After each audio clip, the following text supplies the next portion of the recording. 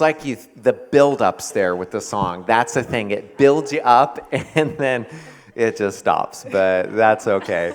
We're so excited. So we, like Grace said, are continuing, or really ending the series that we've been going through for the past few weeks called "Oh, the Places You'll Go," and we titled it, one, because I love some Dr. Seuss.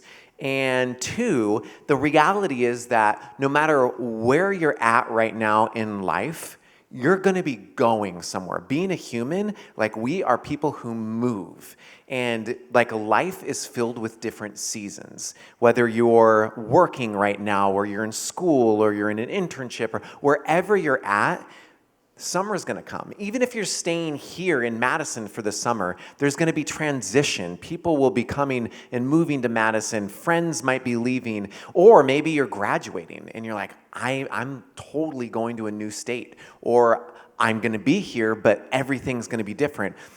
Being a human means that you're in transition. And we want to talk about what that transition could look like. And really, we're ending with a really, really, really important conversation on community. And community is just dripped all throughout the Old and New Testament. To follow Jesus is to sign up to be in community. And not only that, like, we were created as communal people. We need each other. And so we're talking about community and what it looks like in the season that we're going into, no matter what that season is for you. And I invited a couple leaders who I feel like I like you, Sam, but I'm really close to you. Like, our knees are touching. It's fine, but I just need a little space. It's good. But there you go. I feel bad now. There you go. So I talked to you three because this is apparent in every single leader that we have, especially you guys. You model what we see in all of our leaders. When I see all three of you, you are people, it's in your DNA to move towards people and get them connected into community because you get it. You see the importance. And so that's what we're doing today. We're going to have like a 20-minute conversation on the importance of getting connected into community. And with that, I would love for you, some people might know you. If you're here for the first time, you definitely don't know them. But why don't you share your name and kind of where you're at in your life stage, whether it's work or whatever. Is this working? Okay, yeah. I took a DNA test. That was not in my DNA. I just wanted to clarify. You took a DNA test? Yeah, you asked me to, but there was no community building gene for sure. Well, we'll take another one. You didn't try 23andMe. No. So that's it. Okay. I'm Sam Peterson. I graduated from college with a bachelor's degree in May 2022. I just moved back to Madison last summer, so I've been coming to CAM since then. And my name's Michaela, and I'm a grad student at UW-Madison, but I graduate in May, so I'm almost done. Oh, that's right. You got the slow clap, which is the more powerful clap. And I'm Lizzie. I also graduate in a couple weeks. I'm a grad student at Edgewood College. Any other Edgewood people out there? That's right, Annika. That's awesome. All right, let's jump in, shall we? Okay, so I have a couple questions that I would love to just ask, and we'll just get in a dialogue about that. And hopefully in this conversation, you guys something can spark something in you, just because it's an important conversation. So the first one to start out, how important has finding a Christ-centered community been to you? I'd say this past season, it's been paramount for me, mostly because when I reflect on the time I've spent with Christ-centered communities versus culture-centered communities, I see a super stark contrast in my spiritual growth, in the depth of my faith. And I think it's evident that when we spend time with people who are pursuing the character of Christ, that same character, that selflessness, that righteousness, that compassion, it rubs off on you. And so I think it's important to have people that will pick you up and put you back on the path when you stumble off of it. And that's what you get when you have Christ-centered community in your life. That's good. Yeah, that's good. I would agree. It's essential for me. And I know there's like ringing a little bit. You guys are awesome. You're doing a great job. You're doing great. We're like, it's like a chorus behind us. No, that's okay. I love it.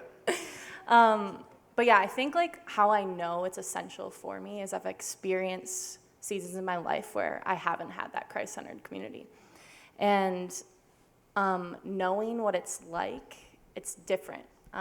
You feel fulfilled and loved in a way that I didn't feel by that culture-centered community, or maybe easy community. We've talked about that a little bit before this. I think, yeah, there's a difference in the way that Christ-centered community celebrates you and prays for you and is just supporting you. And I think experiencing a season in my life where that wasn't the case, it just shows that much more like how important it is for me. That's really great. I know you brought up the phrase culture, community. Michaela, you introduced easy community. Can you just kind of explain for those who might not understand what that means for us? Yeah. I think for me, that easy community showed up for me when I entered into college my freshman year. I was on a basketball team, and they were like the first people that I met on campus, and that kind of became the easy community for me, right? Like the first people that you meet, I should be friends with them. I want them to like me. They're on the same team as me. But yeah, the reality is that culture-centered community is a lot of drinking and a lot of partying, and it's just never fulfilled me, and they never loved me in the way that Christ-centered community has. It's like it's the easy thing to go to fill the need that you think, but it ends up not filling the need that you need, that you're searching for. Yeah, it's great.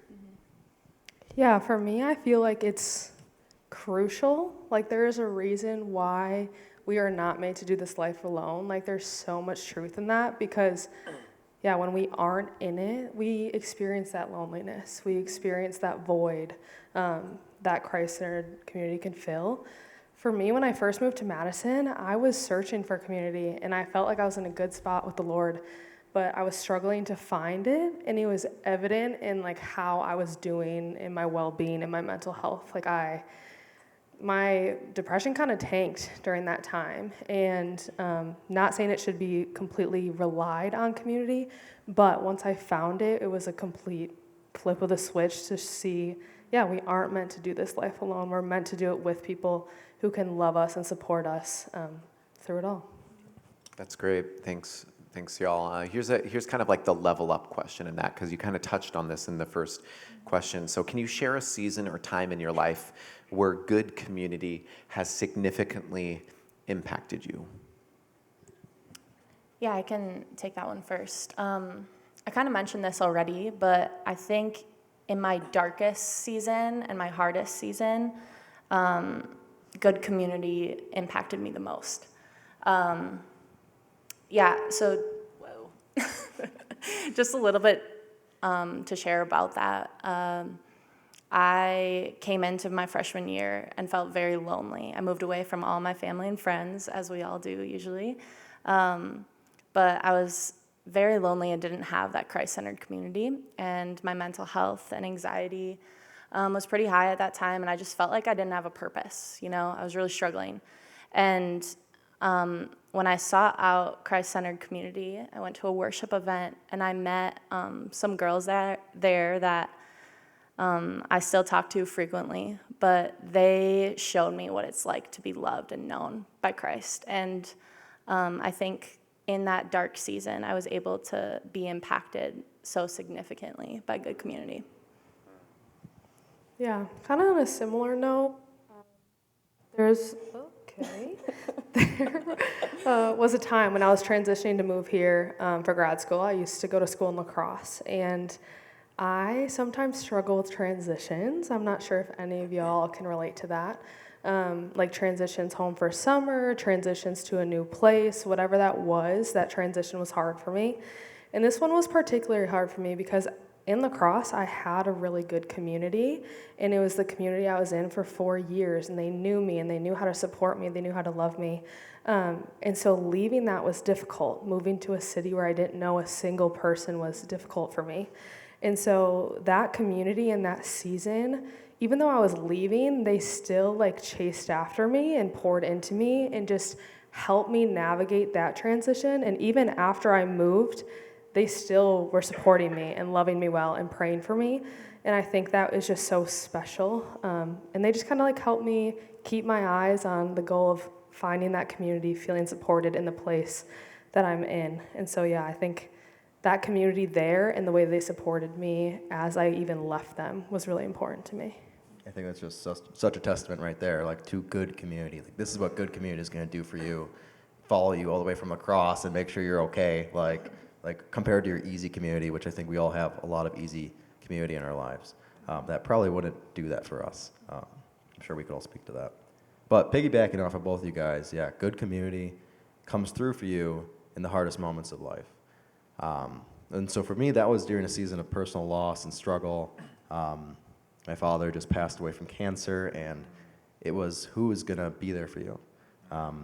Your easy community is going to give you condolences, but your good community is going to show up for you and be there for you like family. They're going to make meals for you. They're going to help with yard work. They're going to help clean the house. Like, those are the people you're looking for in your life.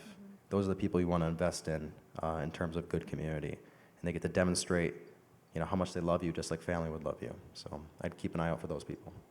That's good. Thanks for sharing. Thanks for being vulnerable and sharing that. Man, the New Testament paints this picture where if you are a follower of Christ, you don't just have community, but you have brothers and sisters. It talks about the early church as brothers and sisters. Where there's family. And in family, that's how you act. There's a verse. I have moved to so many different cities. Lived in Seattle, California, Spokane, Washington, all these different places, all over California, now in Madison. And throughout different transitions and trying to find community, there was a Bible verse that someone shared. It's like about family. It's the Lord puts the lonely in family. And the truth is, like, it's just such a beautiful realization that we're just not doing cam here. If you're a follower of Jesus, you got family next to you. And that is an amazing reality, but that's also like an encouragement that sometimes we got to step it up as family. We got to create space for people next to us, be uncomfortable so someone else isn't uncomfortable. And there's another verse, Ecclesiastes 4:12, that I love. It's a cord of 3 strands is not easily broken. Like, if I'm a strand, if I'm a cord, and it's just me, and when the tension of life, of transition, of loneliness, Gen Z is the loneliest generation historically ever, but we're also the most connected socially, like social network ever. We're a lot of times one strand. But the truth is, when you get into good community, family centered on Jesus, Ecclesiastes says that one strand can break easily in that tension. But when you have other people bearing that tension with you, that depression, death in a family, the hard stuff in life, it's not easily broken. And that's powerful. It's powerful. Anyway, didn't think I was going to preach, but there you go. Here's another question. Can you share an example of what intentionally seeking out good community has looked like for you? Yeah, I keep talking about my move to Madison, but honestly, it was very influential in this degree. So for me, before I even moved here, something that I tried to do to kind of kickstart finding that community or even finding a church was doing my research. And some of that was just like looking up online, like looking what churches were in the area, looking what small groups or young adult ministries they had available. Sometimes that looks like we have so much access to that of like, we can watch a sermon, we can see if we agree with what they believe in and everything like that. So I think seeking that out, and then once you're there, taking that step of boldness, go to those things. Even if that's uncomfortable, get uncomfortable. And if that means going to a church service and talking to next steps or talking to a staff member to figure out what that looks like too, do that. Because being vulnerable and taking that step is what leads you to places like this. Yeah, I mean, you're speaking into it right there. Like, you're always pursuing. Like, this is not a passive tack here. You have to be relentlessly pursuing making good community, whether it's staying late after church to see what's available to you, surfing online and listening to a bunch of different sermons. I mean, and that's what I would say too. It's a relentless pursuit if you're going to be intentional about making good community. I think intentionality about making good community changes over your life, and so you've all probably been through this. I mean, when you're younger, to me, it was going to like the church events throughout the week, making sure I went to Bible summer camp. That was a good way to make community, but it changes, and you have to be ready for that change and continue pursuing. So now it's finding opportunities to serve for me. So I really love CAM. There's a lot of opportunities there and throughout Blackhawk. If you're looking for, I'll do a quick plug for Cooking for Good. That's a great way to serve once a month. There's so many opportunities. And I also think mentorship. Finding a mentor in your life or a few mentors is a great way to get plugged into good community. And what goes along with service and with mentorship, there's a common denominator, and that's sacrifice. With all good community, it requires sacrifice. I drive an hour and a half to Waukesha, back there and back, so 3 hours once a month for mentoring. I read a book every month. I memorize scripture just to be within the vicinity of people who are also pursuing the character of Christ. And what I've found is that with that sacrifice comes a beautiful community. And so I urge you all to realize if you're not sacrificing, you're likely not in a good community. You're probably in an easy community. Wow. That's good. And what's interesting about sacrifice, like, we when we were talking about this, it feels like when you go into a new place to try to find community, it's like you're going on like 1,000 first dates. You're like, hey, do you want to hang out with me? And you're like, hey, let's go hang out. And then you're like, do I really want to hang out with this person? And they're like, do I like? And it's super awkward. And then afterwards, you're like, do you want to hang out again? And what if someone's like, no? It almost hurts worse when it's about a friend. If it's about like a person you're trying to actually date, you're like, okay, we just didn't click. But if it's like a friend, you just become insecure. You're like, do I smell? Like, am I not funny? It's a lot of first dates. But the word sacrifice is interesting because with that, you have to sacrifice your time and your vulnerability to be able to find something really good that we need, that we were created for. That's good community, Christ-centered community. It involves sacrifice. If you don't go that sacrifice route and go to easy community, you might not experience sacrifice, but the result, you're sacrificing character, you're sacrificing your judgment, you're sacrificing values. The sacrifice digs deeper, and that's harder. Yeah, I don't know if I have anything else to share because that was so good, but we mentioned boldness and sacrifice and willing to be uncomfortable, and I think for me that was so important coming here to Madison.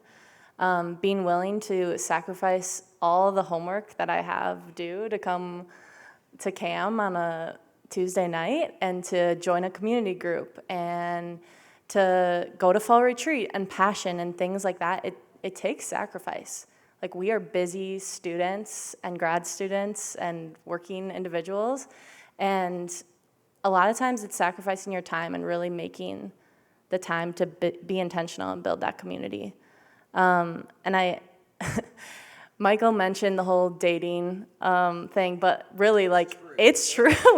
It's true. Like, I had to, like, get super uncomfortable and ask Lizzie on a coffee date and Brenna on a coffee date, and now we're roommates, so it works. But, yeah, no, I think, like, being willing to, like, take a step and be uncomfortable, even if it doesn't work out, like, because sometimes it doesn't, but, like, continually pursuing that community is so important. I just want to say for all the men out there, I've asked a few of you guys to coffee dates. It is pretty weird for guys, I will say. So do you want to, we go to coffee. Yeah, I love it's fun. coffee. Yeah, I'm like, yeah, oh, yeah. do you want to get coffee sometime? I'm like, sure, I love it. I'll go to coffee with anyone. So, but it is. So, yeah, there you go. And then I'm like, hey, do you want to help me retile my kitchen? And you did. That was a blast. He helped me That was a retile for like hours. So if you really want to get to know me, I have housework. No, I just He calls it pastor privilege, so just so you Pastor, know. no, you were not supposed to say that. I You mean, were what not are we supposed talking to- about? My no, bad. That's awesome. Okay, this has been good. We have one more song that we're going to do in a bit, but just to wrap this up, because this is really a good conversation, I would love for all of you to just like, what's one piece of advice that you would give someone, no matter if they're leaving just for the summer, staying here, or actually going somewhere else, when it comes to intentionally seeking out good community? What's one piece of advice you would give? I want to steal Lizzie's last Lily. answer. Lily. You Lizzie's look like a last- Lily. Oh, No, you look like a that's Lizzie. so sweet. I don't know. Lizzie's last answer. I'll start with backstory. I moved away. I graduated, right, May 2022, and I thought I had everything figured out. I had the job. I was moving back home with family. I had that easy community, friends, whatever. It was all planned out, and it was going to be great. And then I quickly realized my longing for belonging, which you mentioned, a few sessions ago. And I You're quotable. Longing for I was like, oh, okay, like another one of the like. that is your quote, sir. Did I say that? You did say that. Oh, I didn't know that. Okay, there you go. Yeah, good for you. Where was I? I quickly realized my longing for belonging, and so I was in communities that didn't serve me whatsoever. And I thought I had everything figured out, but what I did not do was plan for my need for community. And so my message to everyone who's moving away from Madison, going somewhere new is, on your checklist, you're putting your apartment, you're putting, location, you're putting your job. Make sure finding good communities on that checklist. And that doesn't just have to be a church. It's just a place in which you can meet people that you're going to connect deeply with and want to call on. You have to make sure that's part of your moving checklist. But I want to take a step back because this whole conversation is not just for those people who are leaving. It's for everyone who's staying here and already has good community. Every season we invite new people into CAM, and they are those people. They are the ones that are looking for that good community, and we have a ton of that here. Every week we start building that up, and you just need to be willing to invite people into that community and be not gatekeepers of your good communities, because there's so much goodness here. We see it every week. So that'd be my message to everyone. Yeah, that's so good. I really like how you said, like if you do have good community, don't be afraid to get uncomfortable and take a step and go talk to the new person or go talk to someone who just moved to town. Yeah, I just really like how you said that. And then in the question, I really want to address advice for summer. If you're going home for summer, I know like for me, in college, I went home for the summer and worked, and my main focus was making money because we don't have a lot of it in college. And honestly, it was really hard for me. I fell back into unhealthy patterns in my life and sin and going and hanging out with easy community because that's all you know at home sometimes. And so I would just encourage you, even though it's 3 months long, be intentional about finding that community because those 3 months can be impactful in your life.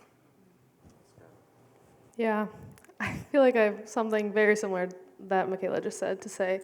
But yeah, going home for summer was always hard for me. I felt like I was falling back in to old sin patterns. I wasn't prioritizing as much.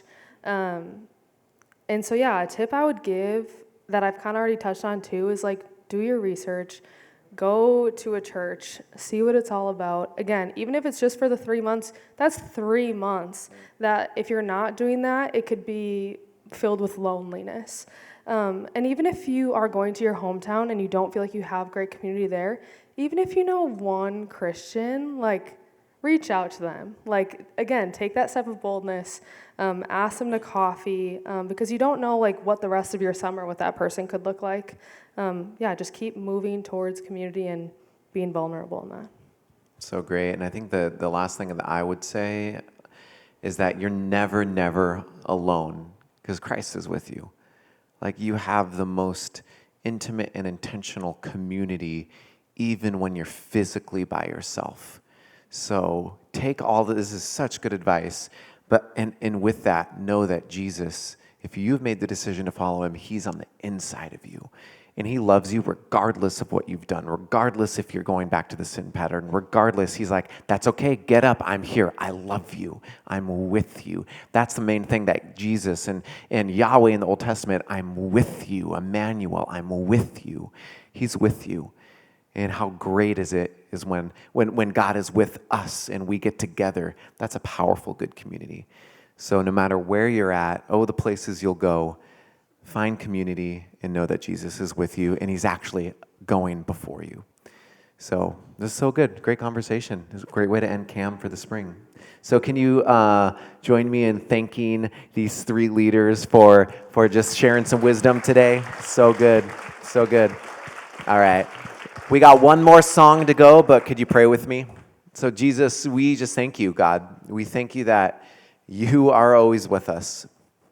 No matter what we're going through, God. And for a lot of people in this room right now, it's kind of like the fire is going from low to medium to hot with just finals and exams and papers, with work, with transition, with everything.